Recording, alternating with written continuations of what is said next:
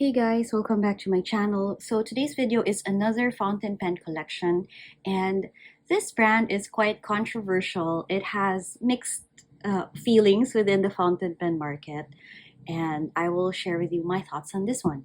If you are new here, hi, my name is Karen. I'm a lefty who loves fountain pens, Hobonichi, writing, inks, and all of that good stuff. So if you love those kinds of content, hope you can drop by my channel, consider subscribing, and just browse through my videos. Alright, so this brand that I'm talking about is Jinhao. So as the name suggests, it is a Chinese fountain pen manufacturer. They are quite new to the space. They started making pens in 1988, so against the other, well-known established Western brands, these are quite new.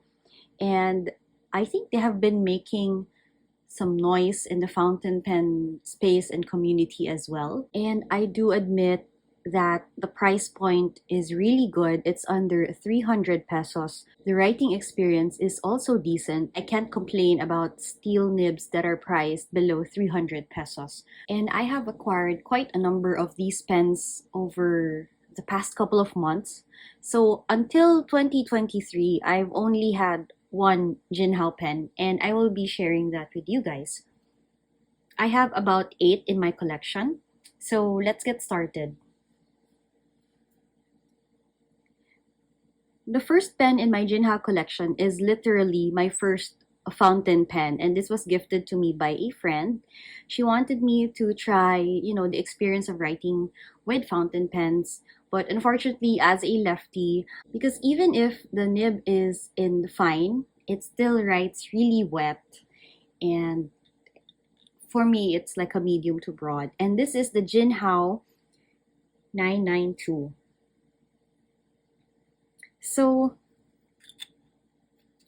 one thing you may notice about this pen, and possibly the other pens that I will be sharing with you in this video, is that these are heavily inspired by well-known established brands and their models. And to a point that it has become sort of a debate in the community that these are actual, straight out in your face copycats.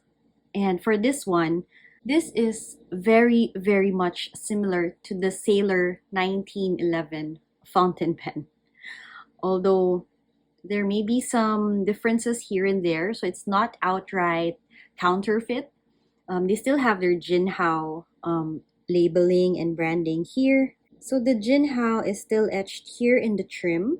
So this is a Demonstrator with silver or steel trim. It also comes with a converter. So yeah, if you are new to fountain pens and you don't want to go straight away for the OGs, the sailors, the pilots, maybe try buying a Jinhao. So this is the 992. Okay, so the rest are actually the same model. It's the Jinhao 82, and for some reason there was really a boom, at least for the fountain pen marketplace and also in the fountain pen network in the Philippines. So a lot of people have been, selling these pens right and left. They're also very accessible, and the colors, they are really attractive, and it really got me, to purchasing quite a few. So let's start with the Jinhao 82. And this is the ice white with the gold trim. So the Jinhao 82 has very similar features as the Sailor Pro Gear, and I've also shared that with you guys in an earlier video wherein I shared my Sailor fountain pen collection. The only difference that I feel is the weight. So this one is really light as compared to the Sailor ones. The nib that I have here is the extra fine, and I have it inked with pigment fountain pen inks, permanent and waterproof ones, mainly because of the price. I can afford to buy another one if this clogs up and there's damage to the pen because of the permanent fountain pen inks. So this is the first one for the Jinhao 82. The next one that I got is Blue Lagoon, and it's like a translucent turquoisey tealy color with gold trims. I also got this in the extra fine nib. And by the way, for the 300 peso price, it already comes with a cartridge converter. So some of the pens, when you buy them, you don't get the converter right away. You have to purchase them separately, and they just give you the ink cartridges, the standard colored ink cartridges. So for the price, 300 pesos, I mean, you really can't complain, right? Even if it breaks down. Okay, so these three pens, you already have an idea, or you already know that I have them in my collection. You've seen them in my previous videos. The most recent are these ones in a haul wherein I purchased also permanent and waterproof fountain pen inks. And that is the sole purpose for me getting these Jinhao pens. It's really to house my more damaging, you could say, waterproof document archival inks, and also for inks that have shimmer and glitter in them. So yeah, that's a tip for you guys. I don't want to risk, putting those types of inks with my more pricey pens.